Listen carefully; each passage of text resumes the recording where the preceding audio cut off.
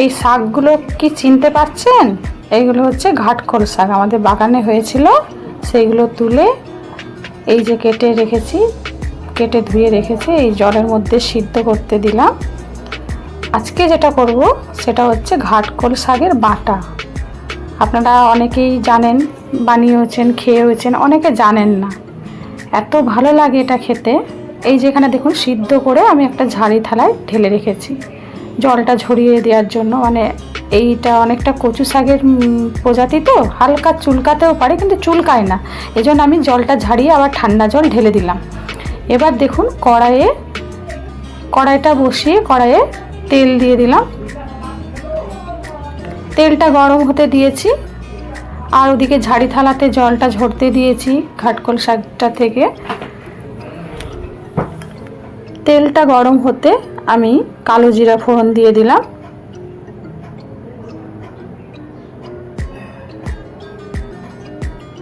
একটু সামান্য হলুদ এই কারণে দিলাম যাতে জল ওই ঘাটকোল শাকটা ছাড়লে একটা ছিটে ছিটে আসে, তাই দিলাম। কিছুটা কাঁচা লঙ্কা, বেশ অনেকখানি দিলাম, একটু ঝাল ঝাল হবে বাটাটা।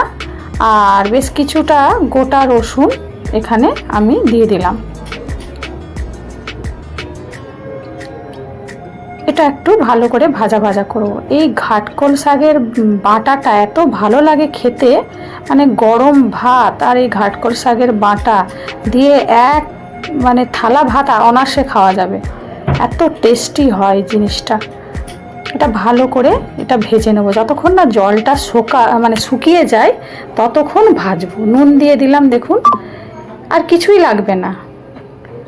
শুধু এইভাবে এটাকে ভালো করে জলটাকে একদম শুকিয়ে নিতে হবে, যেন কোনোভাবে একটু জল না থাকে। দেখুন বারবার নাড়াচাড়া করে আমি খালি জলটাকে শুকাচ্ছি।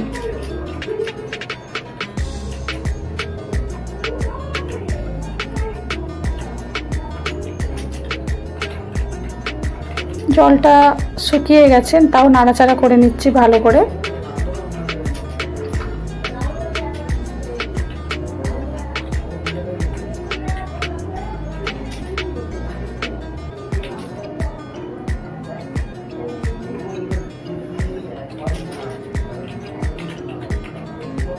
ভালো করেই ভাজা ভাজা হয়ে গেছে দেখুন এখানে।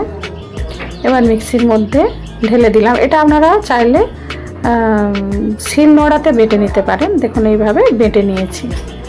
তাড়াহুড়া থাকলে মিক্সিতে দিয়ে দেওয়া হয়, কিন্তু মানে শিল নোড়ায় বাটলে আসল স্বাদটা শিল নোড়া থেকে মানে সেই বাটাটা যেন অন্যরকম লাগে খেতে, টেস্টটা একটু অন্যরকম লাগে।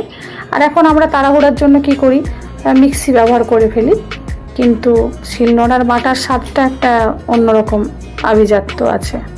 এবার আবারও কড়াইয়ে বসিয়ে কড়াইয়ে তেলটা দিয়ে দিলাম, তেল গরম হতে দিলাম।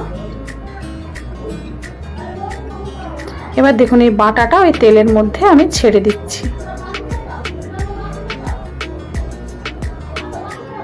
দিয়ে এটা নাড়াচাড়া করছি। এটা কিন্তু খুব ভালোভাবে নাড়াচাড়া করে এখানেও যে জলটা থাকবে শাকটা থেকে সেটাকেও আমি শুকিয়ে দেবো, একদম শুকিয়ে দেবো, একদম শুকনো হয়ে যাবে ব্যাপারটা।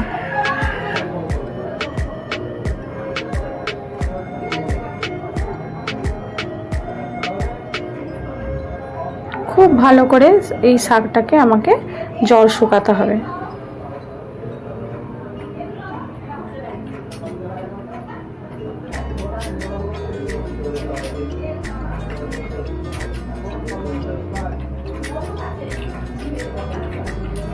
আপনাদের আমার ভিডিও কেমন লাগছে, আর যদি ভালো লাগে একটা লাইক, শেয়ার, কমেন্ট ও সাবস্ক্রাইব করে দিবেন। দেখুন অনেকটা ভাজা ভাজা হয়ে গেছে, অনেকটা জল শুকিয়ে গেছে, প্রায় শুকনো শুকনোই হয়ে গেছে, একদম শুকনো শুকনো হবে, এক ফোঁটাও জল থাকবে না। জন্য বারে বারে এটাকে আমি নাড়াচাড়া করছি যাতে শুকনো শুকনো হয়ে যায়।